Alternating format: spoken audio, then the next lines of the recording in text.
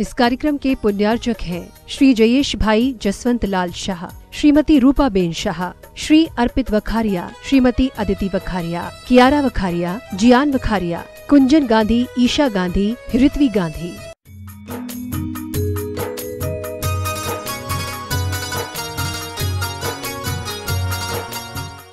हमें आचार्य भगवान के कर कमलों में सांस प्रदान करने का सौभाग्य प्राप्त होता है। यदि इन तीनों सहस्कूट की दानों में से आपके नामों की स्वीकृति होती है तो हम आपके नामों को चंद्रगिरी तीर्थ ट्रस्ट की ओर से ससम्मान आमंत्रित करेंगे और आप भी सौभाग्यशाली होंगे आचार्य भगवान के कर कमलों में सांस प्रदान करने के लिए। आज देवेंद्र कुमार जी, सुलेखा जी, अभिनव जी जहांगीराबाद टाउन जबलपुर से पधारे हैं। आपने आचार्य भगवान के आशीर्वाद से बनने वाले चंद्रगिरी तीर्थ के लिए, सहस्कूट के लिए, एक जन्मबिंब की स्थापना के लिए 2,01,000 रुपए, एक वेदी के लिए 1,00,000 रुपए और छत्र चमर महामंडल के लिए 51,000 रुपए की स्वीकृति, कुल मिलाकर 3,51,000 रुपए की स्वीकृति प्रदान की है। आप 2 लोग आए और आचार्य भगवान के कर कमलों में सांस प्रदान करने का सौभाग्य प्राप्त। तालियां बजाकर अनुमोदना कर दें। सभी लोग बैठ जाएं जिनके नामों की घोषणा, तालियां बजाकर एक बार अनुमोदना। देवेंद्र कुमार जी, सुलेखा जी, जबलपुर। और मैं आमंत्रित कर रहा हूं अरविंद कुमार, आलोक कुमार जी, मीना जी, प्राची जैन दिल्ली से। इन्होंने आचार्य भगवान के आशीर्वाद से संचालित गौशाला के लिए 1,00,000 रुपए की स्वीकृति दी। उत्कृष्ट दान है, तालियां बजाकर अनुमोदना करें। आपसे भी हम निवेदन करते हैं, आप 2 व्यक्ति आपके परिवार से आ जाएं। अरविंद जी, आलोक जी, मीना जी, प्राची जैन दिल्ली। जिनवाणी जगमैया जन्म दुख मेट दो, जिनवाणी जगमैया जन्म दुख मेट दो। आपने आज की शांति धारा का सौभाग्य 21,000 के माध्यम से प्राप्त किया। तालियां बजाकर अनुमोदन करते हैं। हम प्रतिदिन घोषणा करते हैं कि जो भी शांति धारा का सौभाग्य प्राप्त करता है उसे नमन कर आशीर्वाद प्राप्त करने का सौभाग्य प्राप्त होता है। अपने स्थान से खड़े होते जाएंगे। महेश कुमार जी, पाटनी डीमापुर, तालियां बजा दीजिए पूरा सदन। और अपने स्थान से खड़े होकर आचार्य भगवान के चरणों में नमन करें।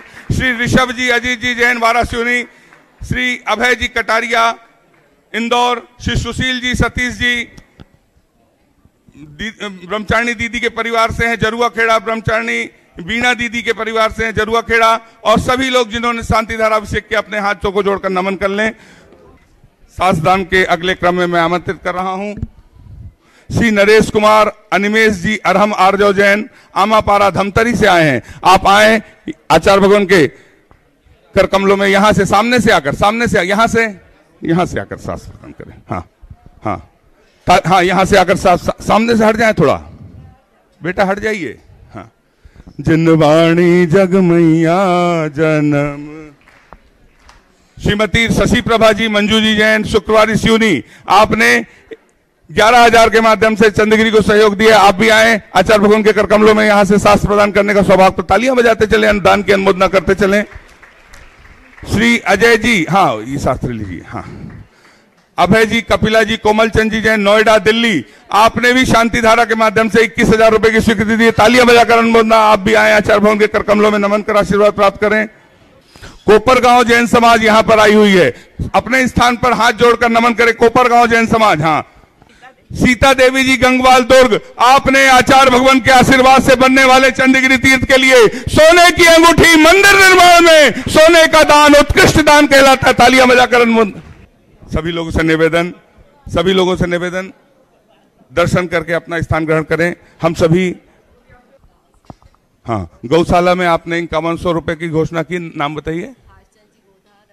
सुभाष चंद जी गोधा, रजनी जी गोधा। तालियां बजाकर अनुमोदना। बैठ जाइए। जानते आप सरीखे आचार्य श्री जी के चरणों में हम झुका रहे अपना माथ, जिनके जीवन की हर चर्या बन पड़ी स्वयं ही नवगात। जैनागम का वह सुधा कलश जो दिखराते हैं गली गली, जिनके दर्शन को पा करके खिलती मुरझाई हृदय कली। ओम रूम अष्टोत्तर शताचार्य श्री विद्यासागर जी महामनिंद्र अत्र अवतर अवतर संवौषडति आह्वान। जय हो जय हो जय हो। ओम रूमष्टोत्तर सदाचार्य श्री विद्यासागर जी महामुनिंद्र अत्र तिष्ठ तिष्ठ ठाठ स्थापनम। जय हो जय हो। ओम रूमष्टोत्तर सदाचार्य श्री विद्यासागर जी महामुनिंद्र अत्र मम सन्निहितो भव भव सट सन्निधिकरणम। सांसारिक विषयों में पढ़कर मैंने अपने को भरमाया, इस राग द्वेष की कैतरणी से अब तक पार नहीं पाया। तब विद्या सिंधु के जल कण से भव काल सुधोने आया हूँ, आना जाना मिट जाए मेरा यह बंध काटने आया हूँ। ओम रूमष्टोत्तर सदाचार्य श्री विद्यासागर जी महामुनिंद्रेभ्यो जन्म जरा मृत्यु विनाशनाय जलम निर्वपामिति स्वाहा।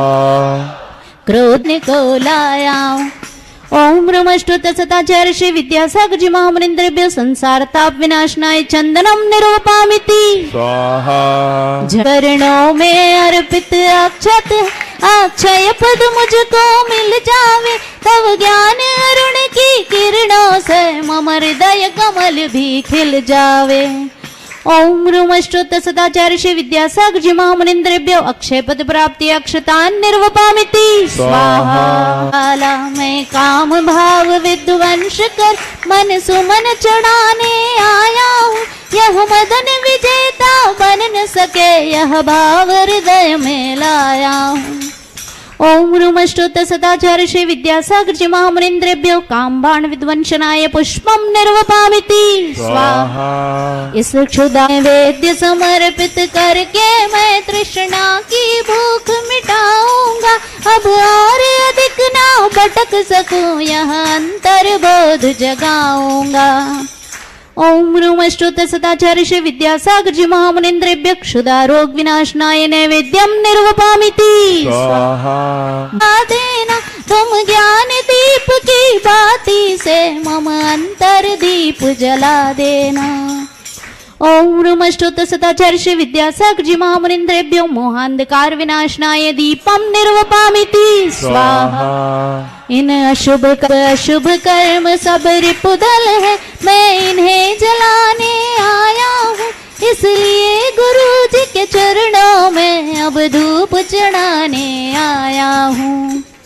ओम रूमष्टोत्तर सदाचार्य श्री विद्यासागर जी महामुनिंद्रेभ्यो अष्टकर्म दहनाय धूपम निर्वपामिति स्वाहा। मैं चिदानंद में लीन रहूं, पूजा का यह फल पाना है, पाना था जिसके द्वारा वह मिल बैठा मुझे टिकाना है।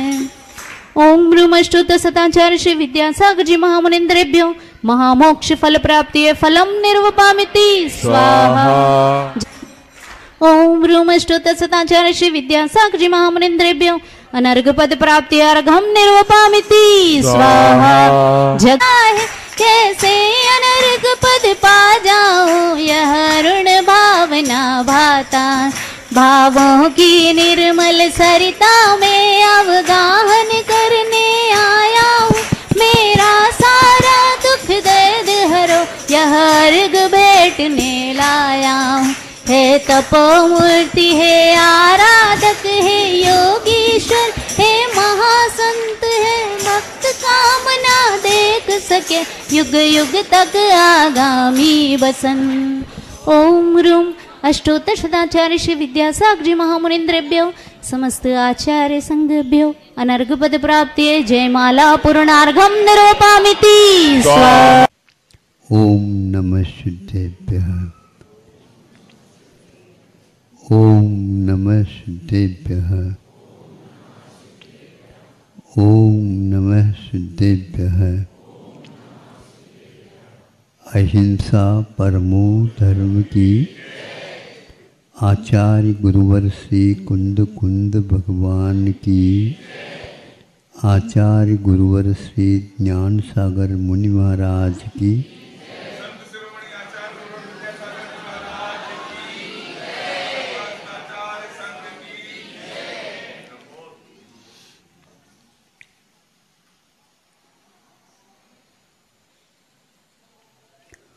आप लोगों के पास जानने के साधन कितने हैं? 5 इंद्रियां हैं और मन भी है। 5 इंद्रियां जब होती हैं तो पांचों एक साथ काम नहीं करती। एक एक इंद्रियां एक एक समय में काम में आती है। अन्य समय में पूर्व का जो इंद्रिय था वह शांत हो जाती है, दूसरे वहाँ पर चालू होता। ये इतना सूक्ष्म कार्य होता है, हमारा मन उसको कहाँ तक आत्मसात कर सकता है या करता है, हम नहीं कर सकते। क्या आपने कहा यह मन का विषय बन जाए बहुत कठिन होता है। बन भी जाए लेकिन बस स्मरण में रह जाए ये बहुत कठिन होता है। स्मरण थोड़े समय के लिए रह जाए बाद में लुप्त हो जाए ये बहुत स्वाभाविक है। इसलिए आप लोगों के जो व्यापार है इंद्रियों के, वे बहुत सावधानी पूर्वक होना चाहिए। मन का संबंध उसके साथ, मन की उपस्थिति वहाँ पर नहीं है तो इंद्रियों के व्यापार का जो कार्य है वह सारा सारा लुप्त हो जाता है। जैसे कीड़े पतंगे, छोटी छोटी चींटियाँ वगैरह रहती हैं, उनका व्यापार होता है लेकिन उन्हें स्मरण नहीं रहता, क्योंकि स्मरण का साधन उनके पास नहीं। तो कई व्यक्ति आ जाते हैं, महाराज ये सब कुछ ठीक करता है लेकिन इसका मन का विकास ठीक नहीं हो रहा है। तो क्यों नहीं हो रहा है? उसमें कई प्रकार की बातें व्यवधान के रूप में आ सकती है, आप लोगों को ज्ञात रहता नहीं है। इसलिए इन साधनों को सही सही रखने का नाम क्या कहा है मालूम है? हाँ, इसको अहिंसा और हिंसा से बांधा है। ज़्यादा जोर से आप बोलोगे तो कान के ऊपर प्रभाव पड़ सकता है, पड़े या नियम नहीं, लेकिन बहुत बार बार आप करेंगे अवश्य वह कान के ऊपर, आँख के ऊपर प्रभाव पड़ सकता है। इसका नाम आचार्यों ने हिंसा कही है। क्या कहा? आप अहिंसक है कि हिंसक है? हाँ, पानी तो छान करके पीते हो, लेकिन दूसरे को जोर से आप बोल करके कानों में जा करके, कानों के पास जाओ और जोर से सुनते नहीं तुम, उसका कान का पर्दा। कई व्यक्तियों से ऐसा हमने सुना, हंसी मजाक में बच्चे ऐसे करते हैं तो कान बंद हो जाते हैं।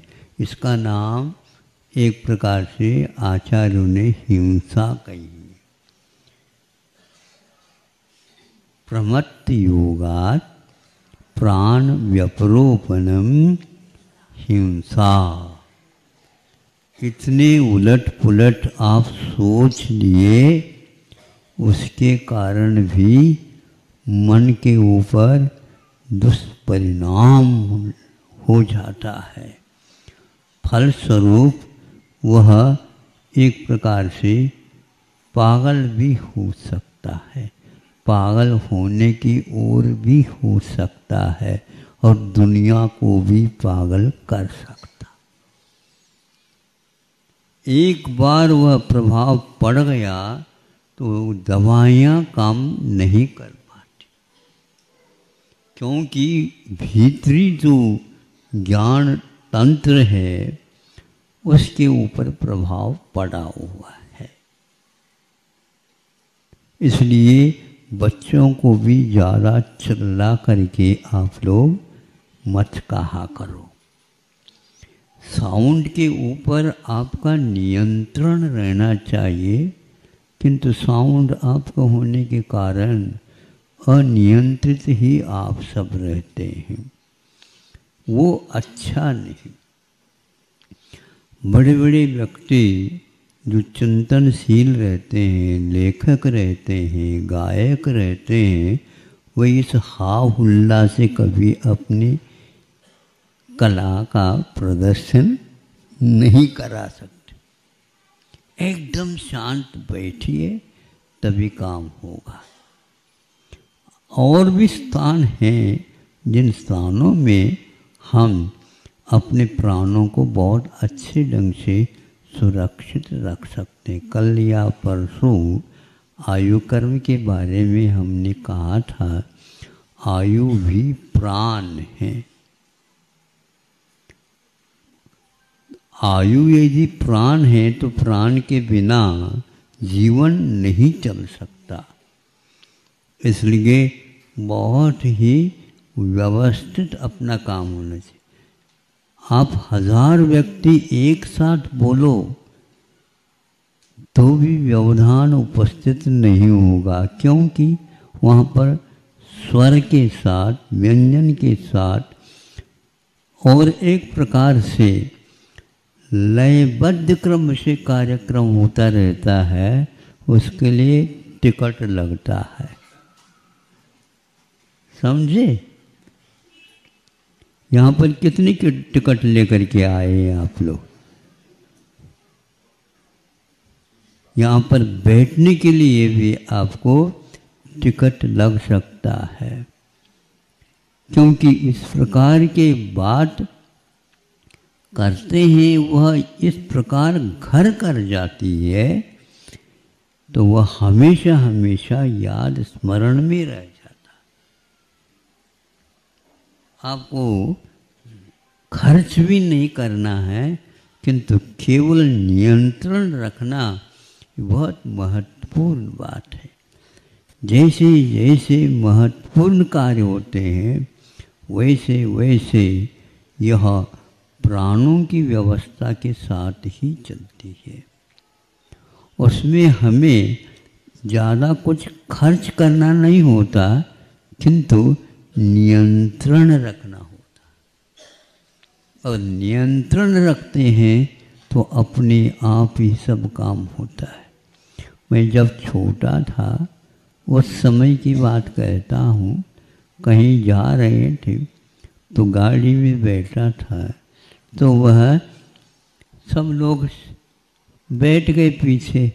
हमने उस ओर नहीं देखा, सोचा यही ड्राइवर बैठते हैं, यहीं पर बैठा जाए।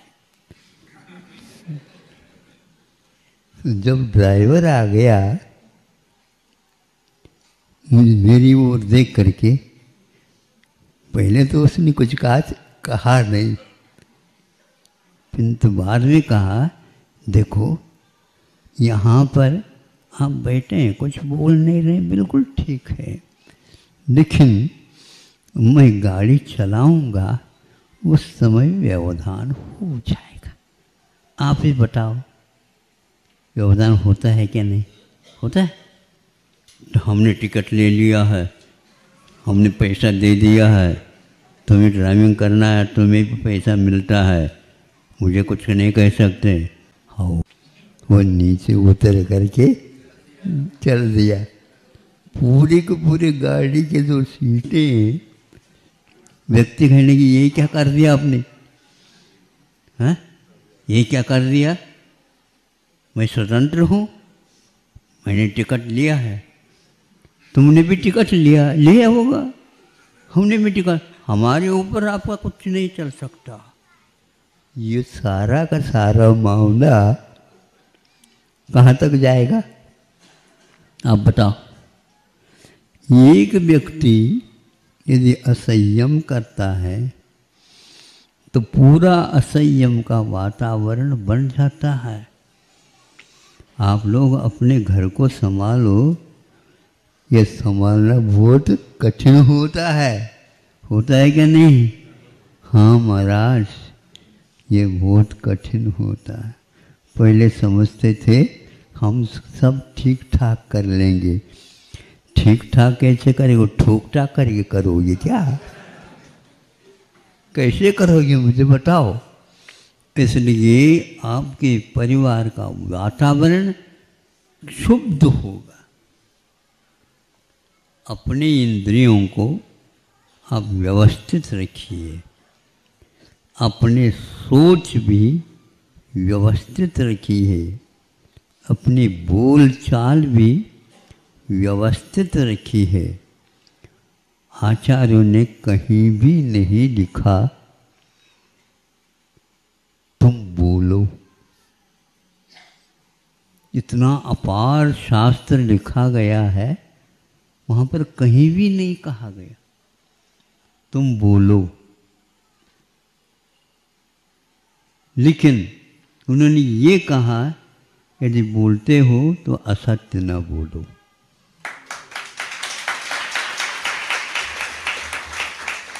ये शास्त्रों का सार है। तत्वार सूत्र के सारे सूत्र को छाना, यहाँ पर बोलने के लिए कुछ कहा ही नहीं जा रहा। बोलना एक प्रकार से बाधक तत्व है।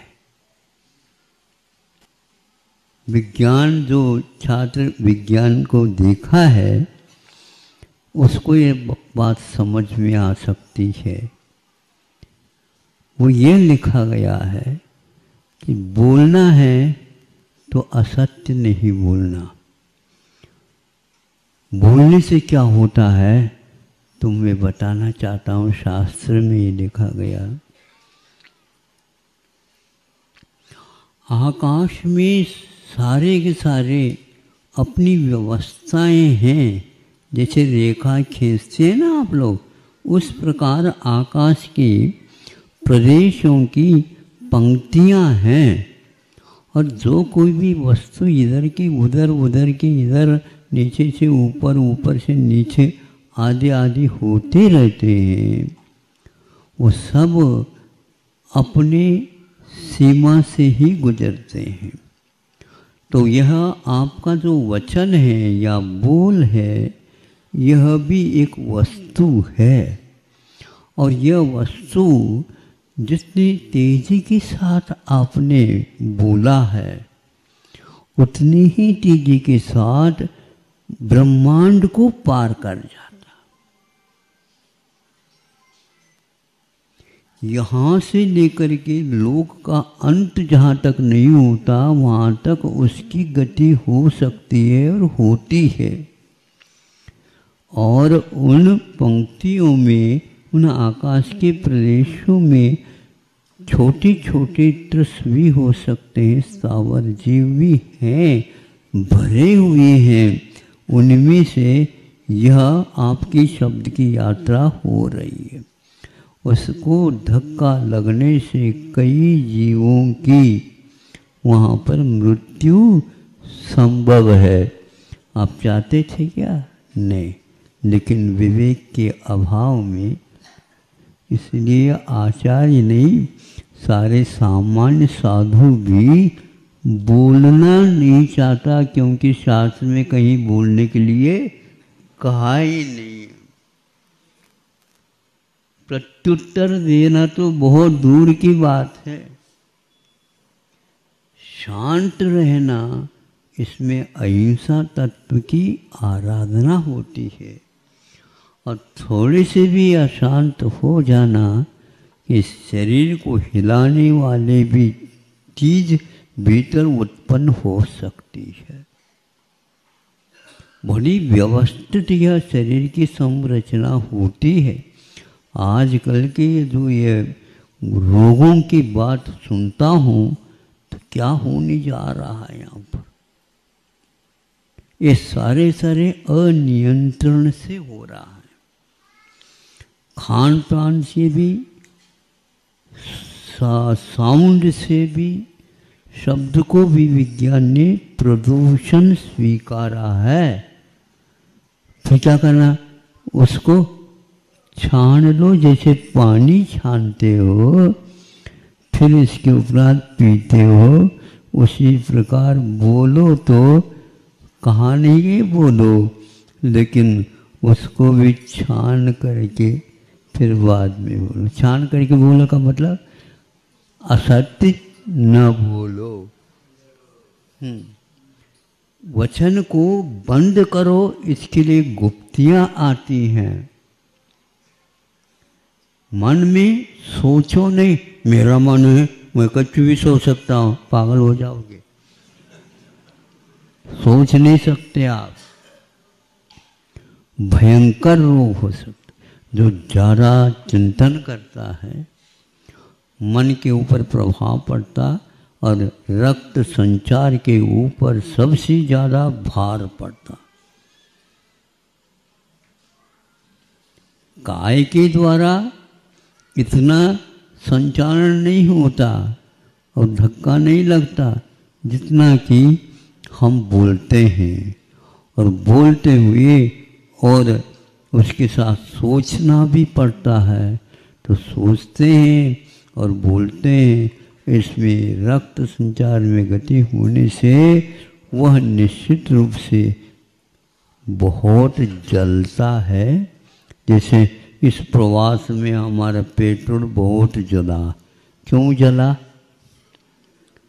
ऐसा क्यों चला? आपने गलत तरीके से चलाया होगा, इसलिए ऐसा हुआ। इसी प्रकार यह है, हमारे लिए कहीं भी नहीं लिखा कि तुम बोलो। तो जहाँ जो शब्द यहाँ निकल गया, लोक के अंत तक चला गया, उसमें जो जीव है उनको क्षति पहुंचा है। संलेखना के समय पर सावधानी रखने के लिए कहा है। वहाँ पर ज़्यादा जो बोलने वाला होता है उसको भेजो नहीं, वो वहाँ पर जाए नहीं। और जो धीरे धीरे बोलता है, हाँ, तो यहाँ पर अभी आप लोग बोलने वालों को खड़े कर रखा है ना, उसको वहाँ पर हम अनुमति देंगे ही नहीं।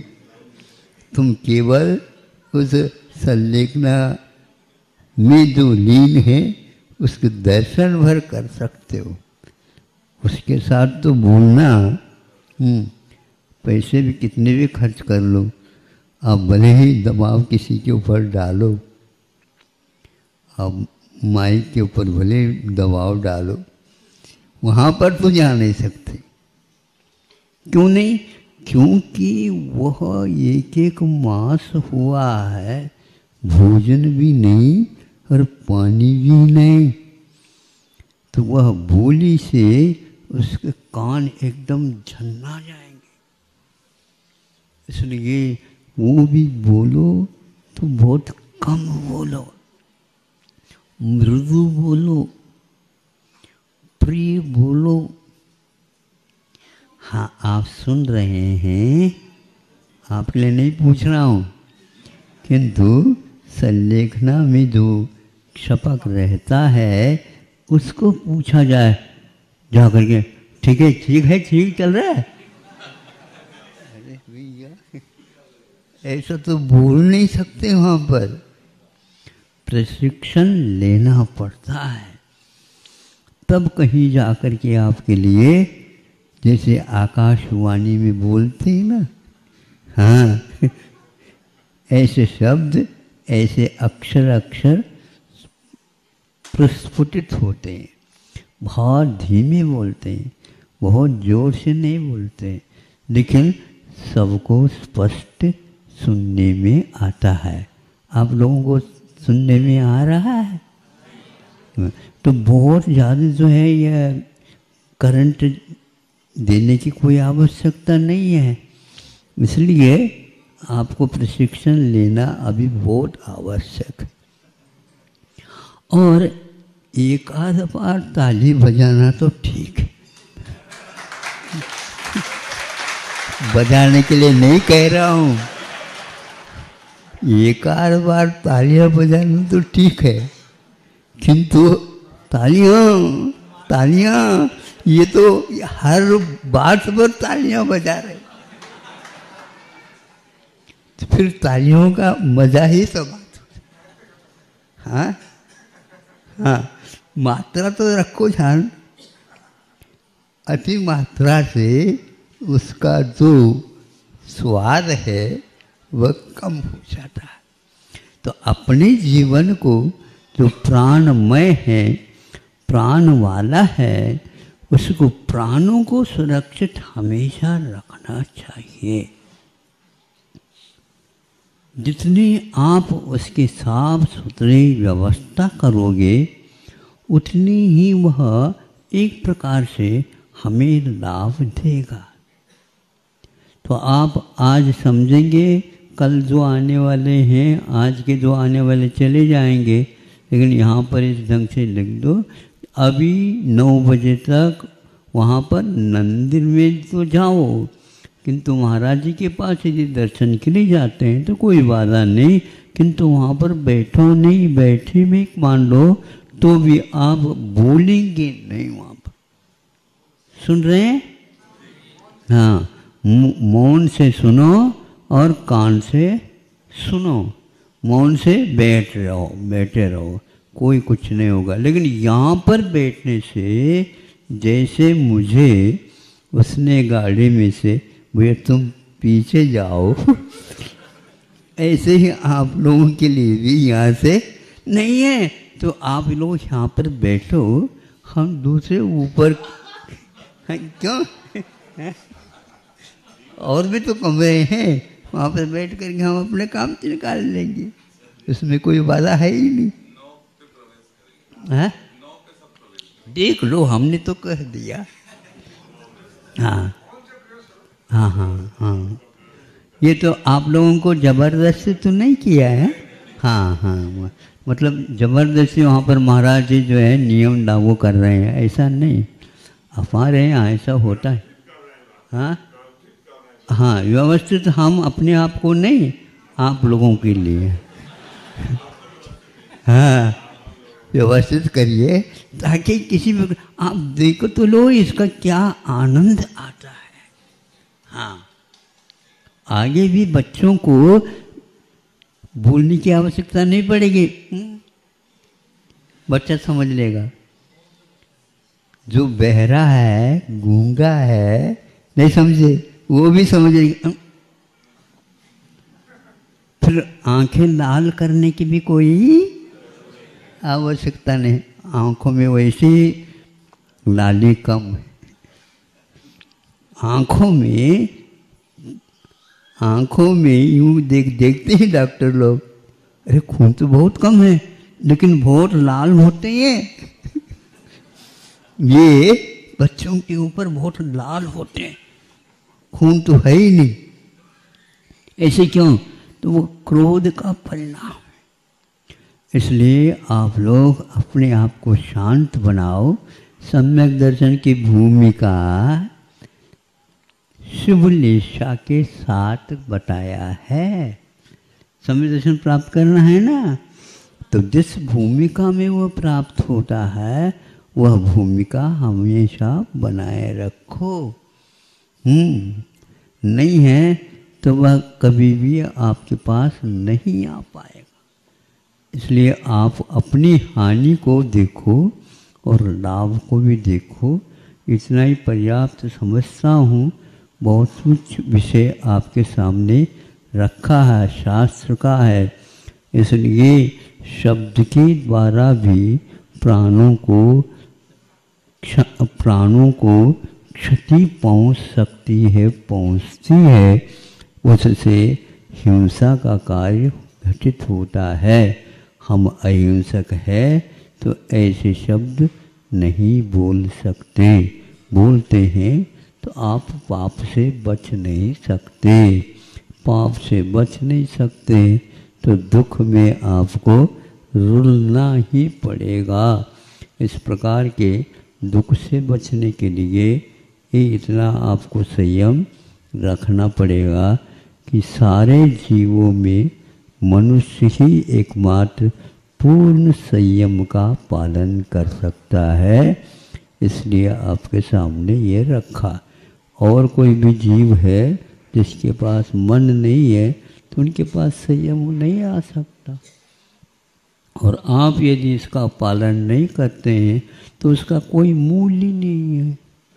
तो सबसे ज़्यादा महत्वपूर्ण मन है, संयत मन है, और उसका उपयोग करना चाहिए। अहिंसा परमो धर्म की। इस कार्यक्रम के पुण्यार्चक थे श्री जयेश भाई जसवंत लाल शाह, श्रीमती रूपाबेन शाह, श्री अर्पित वखारिया, श्रीमती अदिति वखारिया, कियारा वखारिया, जियान वखारिया, कुंजन गांधी, ईशा गांधी, ऋत्वी गांधी।